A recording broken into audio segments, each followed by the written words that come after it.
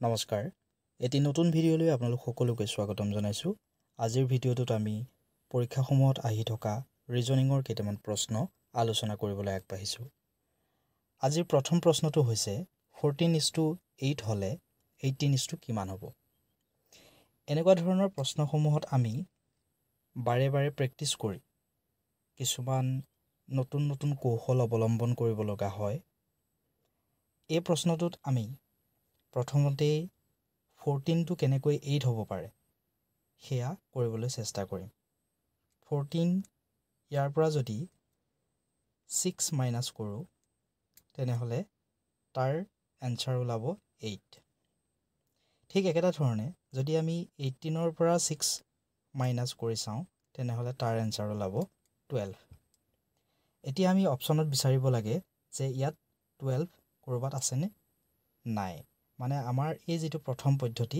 এই প্ৰথম পদ্ধতিৰে এই প্ৰশ্নটোৰ সমাধান নোলায় এতিয়া আমি দ্বিতীয় এটা পদ্ধতি অৱলম্বন কৰিবলৈ চেষ্টা কৰিম এই পদ্ধতিত আমি প্ৰথমে 14 ক 2 ৰে হৰণ কৰিম আৰু তেতিয়া তাৰ এনসাৰ ওলাব 7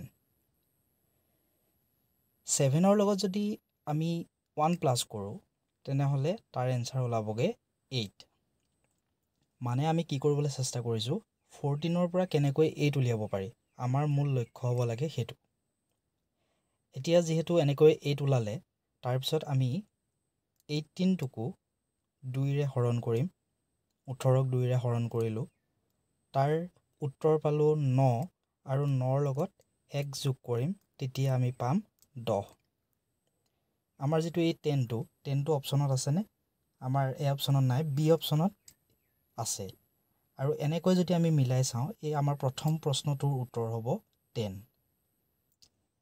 আমাৰ দ্বিতীয় প্ৰশ্নটোলৈ আগবাঢ়িব বিচাৰিছো দ্বিতীয় প্ৰশ্নত আছে 322 যদি 12 হয় তেনেহলে 135 ৰ কিমান হ'ব এনেকুৱা ধৰণৰ প্ৰশ্নত মই প্ৰথমতে কৈছো আমি বিভিন্ন ধৰণৰ কৌশল ব্যৱহাৰ কৰো এই কৌশলসমূহ আমি যিমান পাৰি আয়ত্ত কৰিবলৈ চেষ্টা কৰিব লাগে প্ৰত্যেক প্ৰশ্নৰে কৌশলসমূহ বেলেগ বেলেগ ইয়াত আমি কি কৰিম এই যি 322 আছে তাৰ যিবিলাক অংক আছে যেনে 3 আছে 2 আছে আৰু এটা 2 আছে এইসমূহ আমি প্লাস কৰি চাম যদি প্লাস কৰি চাওঁ তাৰ এনসাৰ পাম আমি 8 কিন্তু আমাৰ ওলাব লাগিছিল 12 আমাৰ প্ৰথমতে নোলালে আৰু হেতুৰ কাৰণে আমি যি এই পদ্ধতিটো ব্যৱহাৰ কৰিছো এই পদ্ধতিটো আমাৰ এই প্ৰশ্নটোৰ বাবে প্ৰযোজ্য নহব এনেকুৱা নোহোৱাৰ পিছতে আমি এটা দ্বিতীয় পদ্ধতি অৱলম্বন কৰিম সেই পদ্ধতিটোত আমি কি কৰিম 3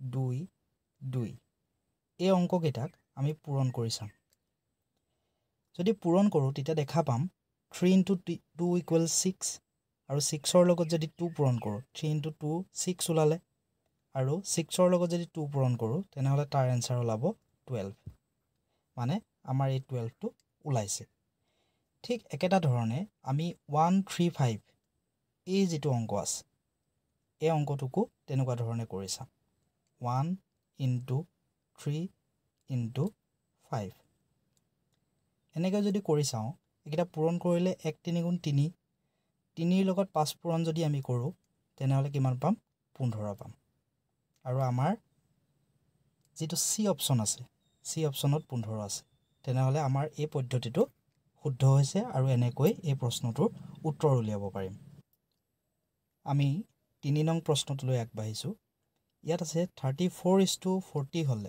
140 হলে 23 কিমান হ'ব ইয়াত আমি এটা নতুন কৌশল শিকিম আমি ইয়াৰ আগতেও দুটা কৌশল শিকিছো সেই কৌশল প্ৰয়োগ কৰি আমি প্ৰশ্নৰ উত্তৰ উলিয়াইছো এতিয়া ইয়াৰ কাৰণে আমি কি কৰিম যেটো 3 আৰু 4 আছে যেটো 3 আৰু 4 ইয়াক আমি প্ৰথমতে পূৰণ কৰিম 3 * 4 এইটা যদি পূৰণ কৰো তেনেহলে আমি উত্তৰ পাম 12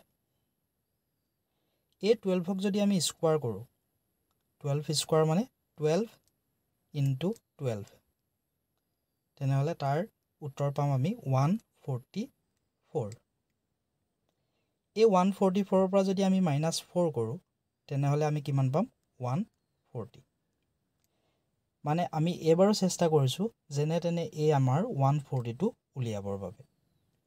এতিয়া আমি কি কৰিম, একেটা পদ্ধতি আমি এই 23টোৰ ক্ষেত্ৰত অৱলম্বন কৰি চাম। 23টোত অংককেইটা কি আছে, 2 আৰু 3, এইকেইটাক আমি প্ৰথমতে পূৰণ কৰিম।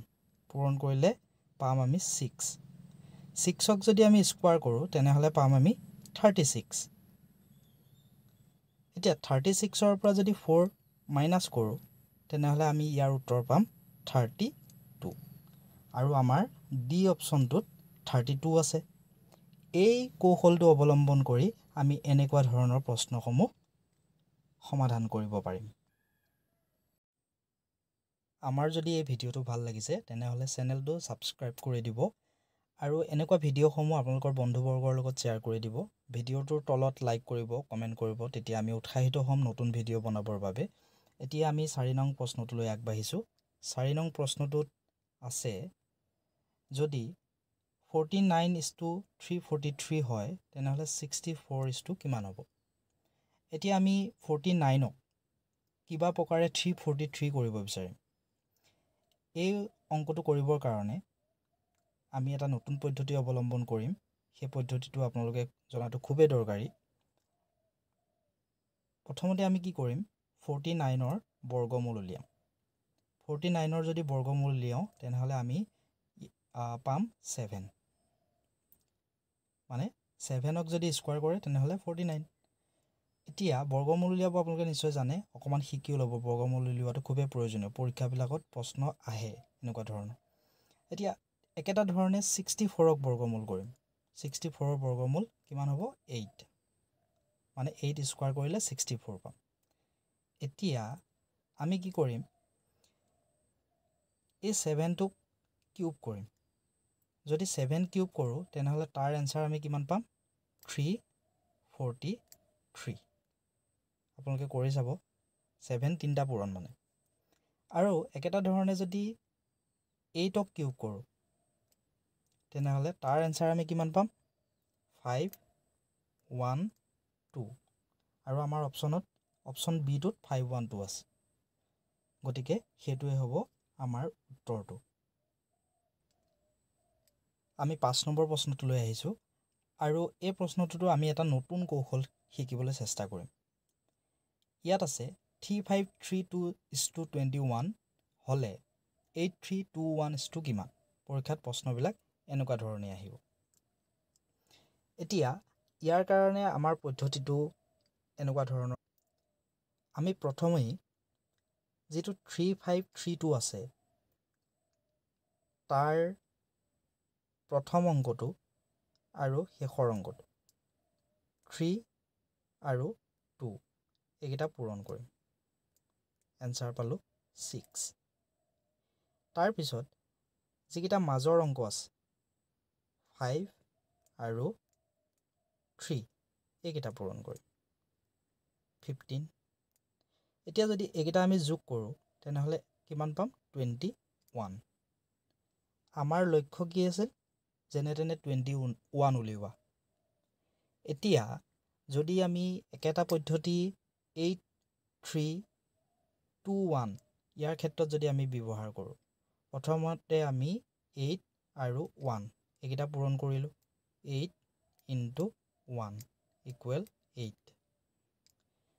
তাৰপিছত আমি মাজৰ অংককেইটা 3 আৰু 2 এইকেইটা পূৰণ কৰিম। 3 × 2 = 6। এতিয়া আমি কি কৰিম, যিকেইটা সংখ্যা পালোঁ এই সংখ্যাকেইটা আমি যোগ কৰিম। 8 আৰু 6 আমি যোগ কৰিলোঁ, 8 × 6 = 14 পালোঁ। আমাৰ এই 14 অপশ্যনত বিচাৰিম। অপশ্যন এতে আছে, গতিকে অপশ্যন এ হ'ব ইয়াৰ বাবে শুদ্ধ উত্তৰ। এই ভিডিঅ'টো বনোৱাৰ মূল উদ্দেশ্য হৈছে ৰিজনিঙৰ এনেকুৱা প্ৰশ্নবিলাক যদি আহে আপোনালোকে কেনেকুৱা ধৰণৰ পদ্ধতি অৱলম্বন কৰিব। এই কৌশলসমূহ আপোনালোকে আয়ত্ব কৰিবলৈ চেষ্টা কৰিব। এনেকুৱা ধৰণৰ প্ৰশ্নসমূহ আপোনালোকে প্ৰেক্টিছ কৰিব। এই প্ৰশ্নবিলাক সঘনাই পৰীক্ষাসমূহত আহি থকা দেখা পোৱা যায়। ধন্যবাদ।